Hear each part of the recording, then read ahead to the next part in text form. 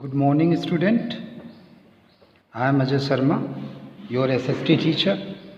Today we have studied chapter first of the geography portion.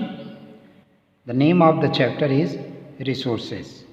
Student, first question is that what is resources? Resource क्या है? अगर हम simple शब्दों में कहें, anything that fulfil our needs is a resource. ऐसी कोई भी चीज़ जो हमारी आवश्यकताओं को पूरा करती है वो रिसोर्स है। जैसे वाटर है, वी ड्रिंक, हम पीते हैं पानी। फूड वी ईट, मीन्स आप ट्रेवल्स, एक जगह से दूसरी जगह जाने के लिए। Communication means of communication. ये सारी चीज़ें जो हमारी आवश्यकताओं को पूरा करती हैं वो क्या हैं? रिसोर्सेज हैं। पर्पस क्या है रिसोर्सेज का?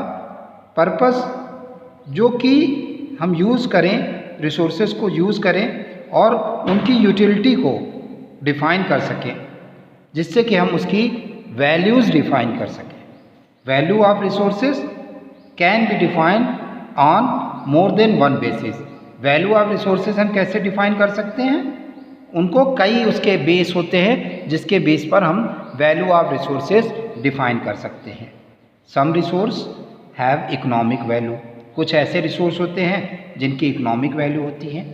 उनको they can be bought, sold, can be used to make other resources which can be bought और सोल्ड फर्दर। बहुत सारे ऐसे रिसोर्सेज होते हैं जिनको आप खरीद सकते हैं, बेच सकते हैं, दूसरे रिसोर्सेज के लिए बनाने के लिए, फिर उससे बनाकर उसको फिर से खरीद बेच सकते हैं। जबकि कुछ रिसोर्सेज ऐसे होते हैं जो वैल्यूएबल होते हैं on the basis of the importance of the purpose of used. किस पर्पस के लिए वो यूज़ किए जा रहे हैं उनकी इम्पॉर्टेंस होती है। कुछ जो है रिसोर्सेज वैल्यू गेन करते हैं। जैसे एग्जाम्पल में जो है अभी कुछ जो भी रिसेंटली इन्वेंटेड किया गया हो रिसोर्स हो, वो बेस उसका होता है कि कितने ज़्यादा लोग जो है उसको यूज़ कर रहे हैं, कितना जो है लोगों के जीवन में उसका क्या इम्पोर्टेंट है, लोगों की लाइफ में क्या उसका इम्पोर्टेंस है, कितना इम्पोर्टेंस है, उससे उसकी वैल्यू डिफाइन होती है। तो इसलिए ज़रूरी है कि हम रिसोर्सेज को क्लासीफाई करें, अलग अलग सेक्शन में डिवाइड करें। अगर हम रिसोर्सेज की बात करें तो 3 मेन टाइप्स ऑफ रिसोर्सेज होते हैं। First natural resource, second human resource and third human made resources. पहले हम लोग बात करेंगे कि नेचुरल रिसोर्सेज क्या होते हैं। नेचुरल रिसोर्सेज की अगर हम बात करें तो नेचुरल रिसोर्सेज वो रिसोर्स होते हैं जो हमें नेचर से मिलते हैं। उसमें ह्यूमन एफर्ट किसी तरीके का नहीं होता है, नेचर के द्वारा पाए जाते हैं, उन्हें हम नेचुरल रिसोर्स कहते हैं। एग्जाम्पल की बात करें, एयर। एयर किस काम आते हैं? वी ब्रीथ, हम सांस लेते हैं। Water in river and lake. Soil, variety of minerals, ये सब क्या हैं? नेचुरल रिसोर्सेज हैं, नेचर के द्वारा एज ए गिफ्ट हमको प्रोवाइड किए गए हैं। बहुत सारे रिसोर्सेज हैं जो फ्रीली अवेलेबल है नेचर में और उनको किसी भी तरीके के मॉडिफिकेशन की रिक्वायरमेंट नहीं होती है।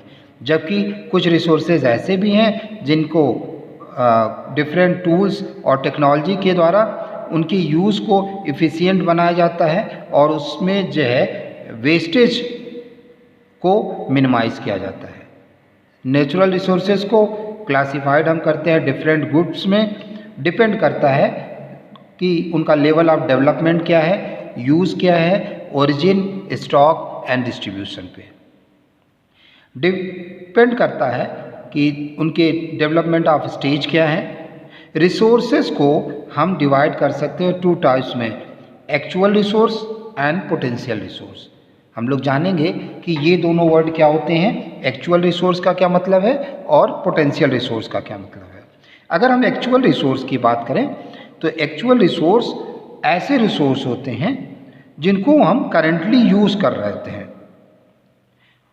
उनकी क्वांटिटी, उनकी क्वालिटी, उन सारी चीज़ों के बारे में हमें पता होता है कि कितने रिसोर्स अवेलेबल है, किस क्वालिटी के अवेलेबल है। जैसे मिनरल डिपॉजिट्स एमपी में, मध्य प्रदेश में हमें पता है कि मिनरल डिपॉजिट्स हैं। पेट्रोलियम डिपॉजिट जो कि सऊदी अरेबिया में है, तो ये हमें पता है कि कितना अवेलेबल है और किस क्वालिटी में और किस क्वांटिटी में अवेलेबल है। सेकंड हम बात करते हैं पोटेंशियल रिसोर्सेज की। पोटेंशियल रिसोर्स क्या होता है? ऐसे रिसोर्स जिनकी क्वांटिटी और क्वालिटी के बारे में हमें पता नहीं होता है, उसे हम क्या कहते हैं? Potential resource. केवल पॉसिबिलिटी होती है कि फ्यूचर में हम डेवलप कर सकते हैं थ्रू एडवांस टेक्नोलॉजी, और उससे जो है हम, जैसे कि example, rivers have not been used for generating hydro electricity, they remain a potential resources. Hydro electricity हम जनरेट तो करते हैं, टेक्नोलॉजी भी हमें पता है थ्रू रिवर वाटर्स, डैम बनाकर इलेक्ट्रिसिटी जनरेट करना, लेकिन ऐसा नहीं कि हम सारी रिवर्स पे डैम बना के इलेक्ट्रिसिटी जनरेट कर रहे हैं या सारे को यूज़ कर रहे हैं। हमें ये यूज़ टेक्नोलॉजी पता है, तरीके पता है, हम यूज़ भी कर रहे हैं, बट मैक्सिमम क्या कर सकते हैं, किस क्वालिटी का कर सकते हैं, वो हमें अभी नहीं पता है, तो इसे हम पोटेंशियल रिसोर्स कहते हैं। नेक्स्ट, ओरिजिन के बेस पर हम रिसोर्सेज को जो है डिफरेंट कैटेगराइज करते हैं, एबायोटिक और बायोटिक।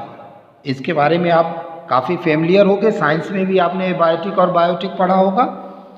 एबायोटिक रिसोर्सेज की अगर हम बात करें तो एबायोटिक रिसोर्स मेनली डिराइव्ड होता है नॉन लिविंग थिंग से, जबकि बायोटिक रिसोर्स की अगर हम बात करें तो वो लिविंग थिंग से कोरिलेट होता है। जितनी भी लिविंग थिंग्स है अर्थ में वो बायोटिक रिसोर्स हैं, और जितनी नॉन लिविंग थिंग्स है वो एबायोटिक रिसोर्सेज हैं। नेचुरल रिसोर्सेज को एक दूसरा कैटेगराइजेशन होता है जिसमें दो तरीके से करते हैं, रिन्यूएबल एंड नॉन रिन्यूएबल। तो हम लोग जानेंगे कि रिन्यूएबल और नॉन रिन्यूएबल रिसोर्सेज क्या है। अगर हम रिन्यूएबल रिसोर्सेज की बात करें तो रिन्यूएबल रिसोर्सेज ऐसे रिसोर्सेज हैं जिनको हम सर्टेन पीरियड ऑफ टाइम में रिन्यू कर सकते हैं, रिसाइकिल कर सकते हैं। उसको हम मैकेनिकली, फिजिकली या केमिकल प्रोसेस से हम उसको दोबारा रिसाइकिल कर सकते हैं, दोबारा पा सकते हैं। तो रिन्यूएबल रिसोर्सेज जो है, जैसे ट्रीज़ है, उनको हम दोबारा ग्रो कर सकते हैं। हम ट्रीज़ का यूज़ करते हैं, दोबारा हम प्लांटिंग कर देते हैं और दोबारा ग्रो हो जाता है। एक सर्टेन पीरियड ऑफ टाइम होता है और दोबारा कर सकते हैं। बट अगर हम कट रेट, पेड़ों के कटाई का रेट बढ़ा देते हैं, बहुत तेज़ कर देते हैं, तो ग्रोथ रेट उतनी तेज़ी से बढ़ नहीं पाएगी और जो है सीरियस डिप्लीशन जो है फॉरेस्ट का होने लगेगा। Solar energy, wind energy, fresh water, forest, ये सारे एग्जाम्पल हैं रिन्यूएबल रिसोर्सेज के। सेकंड आता है non renewable resources. Non renewable resources क्या होते हैं? नॉन रिन्यूएबल रिसोर्सेज ऐसे रिसोर्सेज होते हैं जो प्रेजेंट तो हैं, अवेलेबल तो हैं, बट लिमिटेड क्वांटिटी में है। अगर एक बार वो ख़त्म हो जाते हैं तो दोबारा या तो रिन्यू नहीं हो सकते हैं, या अगर रिन्यू हो भी सकते हैं तो उसमें हंड्रेड्स ऑफ ईयर, बहुत लंबा long period of time utilise होता है उनको रिन्यू करने में। कुछ नॉन रिन्यूएबल रिसोर्सेज के अगर हम एग्जांपल की बात करें तो कोल है, पेट्रोलियम है, नेचुरल गैसेस है, जिसमें long period of time involve होता है उनको फिर से रिसाइकिल करने में, रिन्यूट करने में। दूसरा जो है डिस्ट्रीब्यूशन के बेस पर हम डिवीज़न करते हैं। रिसोर्स को डिस्ट्रीब्यूशन के बेस पर हम डिस्ट्रीब्यूट कर सकते हैं। ऐसे रिसोर्स जो सभी जगहों पर पाए जाते हैं उनको हम यूबिक्यूटस रिसोर्स कहते हैं। जैसे एयर है, सन है, वाटर है, वो अर्थ पे हर जगह हमें अवेलेबल होते हैं, सफिशिएंट अमाउंट और क्वालिटी और क्वांटिटी में अवेलेबल होते हैं। ऐसे रिसोर्सेज जो दूसरा कैटेगराइजेशन है, ऐसे रिसोर्सेज जो किसी स्पेसिफिक प्लेस पर पाए जाते हैं उनको हम लोकलाइज्ड रिसोर्स कहते हैं। तो on the basis of distribution दो कैटेगराइजेशन हो जाता है। एक यूबिक्यूटस रिसोर्स हो जाता है जो अर्थ पे सभी जगहों पाए जाते हैं, और एक जो स्पेसिफिक जगह पर पाए जाते हैं उन्हें हम लोकलाइज्ड रिसोर्स कहते हैं। जैसे आयरन है, कॉपर है, बहुत सारे ऐसे मिनरल्स हैं जो कि स्पेसिफिक जगहों पर ही पाए जाते हैं। नेक्स्ट है ह्यूमन रिसोर्स। ह्यूमन रिसोर्स क्या होता है? बड़ा इम्पॉर्टेंट कॉन्सेप्ट है आज के मॉडर्न टेक्नोलॉजिकल एज में। ह्यूमन रिसोर्स का ऐसा कोई व्यक्ति जो किसी भी तरीके से सोसाइटी के लिए यूज़फुल होता है, कुछ यूज़फुल थिंग्स कर सकता है, उसको हम ह्यूमन रिसोर्स कहते हैं। ह्यूमन को इफ़ेक्टिवली यूटिलाइज किया जा सकता है रिसोर्स के रूप में जब उसमें कुछ स्किल्स होते हैं, नॉलेज होती हैं, एजुकेशन होती है। जब ह्यूमन बीइंग एजुकेशन लेता है, नॉलेज गेन करता है, कुछ स्पेसिफिक स्किल्स जनरेट करता है, तो वो स्किल में ह्यूमन रिसोर्स में कन्वर्ट हो जाता है। 3 फैक्टर्स होते हैं: टेक्नोलॉजी को एक्सप्लोर करना, डिस्कवर करना और रिसोर्सेज को जो गिवन नेचर में है उनको यूटिलाइज करना। ह्यूमन बीइंग खुद में एक प्रीसियस रिसोर्स है। लेवल ऑफ या क्वालिटी ऑफ स्किल्स की बात करें तो ह्यूमन बीइंग खुद जो है उसको इम्प्रूव करके एक इम्पॉर्टेंट रिसोर्स के रूप में कन्वर्ट हो सकता है। लगातार स्किल को इम्प्रूव करना, ह्यूमन बीइंग्स में अपने को बेहतर डेवलप करना, अपने को बेहतर रिसोर्स बनाना, ये कहलाता है ह्यूमन रिसोर्स डेवलपमेंट। और ये डेवलपमेंट जो है कंट्री टू कंट्री डिपेंड करता है। नेक्स्ट टॉपिक आता है ह्यूमन मेड रिसोर्सेज का। अगर रिसोर्सेज जो हैं वो ह्यूमन बीइंग के द्वारा जो है जो बनाए जाते हैं, क्रिएट किए जाते हैं, उन्हें हम ह्यूमन मेड रिसोर्स कहते हैं। पहले हम लोगों ने नेचुरल रिसोर्स की बात की थी, जो सबसे पहले कैटेगराइजेशन किया था। दूसरा जो कैटेगराइजेशन है वो ह्यूमन मेड रिसोर्सेज का है। नेचुरली जो भी चीज़ें पाई जाती हैं, बहुत सारी चीज़ें ऐसी होती हैं तो उनको जिस तरीके से जिस स्टेजेस में मिलती हैं वो सुटेबल नहीं होते कि हमें जहाँ पर जिस तरीके से मिले हम उसको उसी तरह से यूज़ कर सकें। इसके लिए रिक्वायर्ड होता है कि हम उनको कुछ सर्टेन प्रोसेस के द्वारा उनको हम यूजेबल फॉर्म में कन्वर्ट करें, इन्वॉल्विंग ऑफ ह्यूमन एक्सपर्टीज़ के द्वारा। जैसे कोल अर्थ से ऑब्टेन किया जाता है बट डायरेक्टली उसको यूज़ नहीं किया जा सकता है, उसको हम सेवरल प्रोसेस के बाद यूजेबल फॉर्म में कन्वर्ट करते हैं। लोग जो है बहुत सारे ऐसी चीज़ें हैं जैसे बिल्डिंग्स, डैम्स, रेलवेज़, इनको अपने कंफर्ट के लिए अलग अलग चीज़ों को यूटिलाइज करते हैं। ये सब नेचुरल रिसोर्सेज हैं। नेक्स्ट और लास्ट टॉपिक है कंजर्वेशन ऑफ रिसोर्सेज। अगर अर्थ सरफेस की हम बात करें तो इवन नहीं है, और जो डिस्ट्रीब्यूशन ऑफ रिसोर्सेज है वो कहीं पर बहुत ज़्यादा है और कहीं पर बिल्कुल नहीं है। किसी एक रिसोर्स कहीं पर बहुत ज़्यादा अवेलेबल है और कहीं दूसरी जगह पे बिल्कुल नहीं है अवेलेबल है। जो डिस्ट्रीब्यूशन ऑफ रिसोर्सेज है वो डिपेंड करता है फिजिकल फैक्टर्स पे, जैसे सॉइल किस तरीके की है, रिलीफ रॉक स्ट्रक्चर कैसा है, क्लाइमेट उस प्लेस का कैसा है। इन सारे फैक्टर्स पर डिपेंड करता है कि वहाँ पे किस तरीके के रिसोर्सेज पाए जाएंगे। जैसे जैसे पॉपुलेशन इंक्रीज़ हो रही है, अर्बनाइजेशन ज़्यादा बढ़ता जा रहा है, स्टॉक ऑफ रिसोर्सेज तेज़ी से बहुत सारी जगहों पर एग्जॉस्ट होते जा रहे हैं, ख़त्म होते जा रहे हैं। लोग जो है उनका यूटिलाइजेशन जो है बहुत तेज़ी से कर रहे हैं। तो यूटिलाइजेशन के लिए ज़रूरी है कि प्लानिंग की जाए।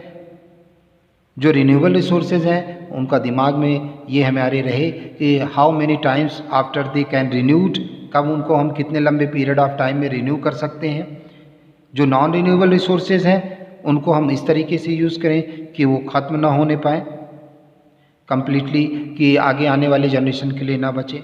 तो रिन्यूएबल रिसोर्सेज को जो है पे बहुत सारे इफ़ेक्ट होते हैं, पोल्यूशन, क्रिटिकल स्टेट, बहुत सारे स्टेट कुछ प्लेसेस पे हैं। इसके लिए हमें आवश्यकता है कि जो रिसोर्सेज हैं उनको हम कंजर्व कर सकें, उनको बचा के रख सकें, ताकि जो है फ्यूचर की आने वाली जनरेशन हम यूटिलाइज़ करें, प्रॉपर यूटिलाइजेशन करें, प्लानिंग करें, मैनेजमेंट करें कि हम रिसोर्सेज को कैसे यूज़ करें, ताकि हमारी जो अपकमिंग जनरेशन है उनके लिए भी रिसोर्सेज को कंजर्व करके बचाया जा सके, उनको भी रिसोर्सेज की अवेलेबिलिटी हो सके। इसको हम कंजर्वेशन ऑफ रिसोर्सेज कहते हैं। तो ये आपका चैप्टर ख़त्म हो जाता है। यहाँ पर मैं इस चैप्टर से रिलेटेड एक्सरसाइज आपको डाल दूँगा और आप उसको कंप्लीट कर लीजिएगा। और जब भी हमारी तरफ से जो टीचर्स आपके यहाँ जाएंगे तो आपके होमवर्क को चेक करेंगे। Have a nice day. Thank you.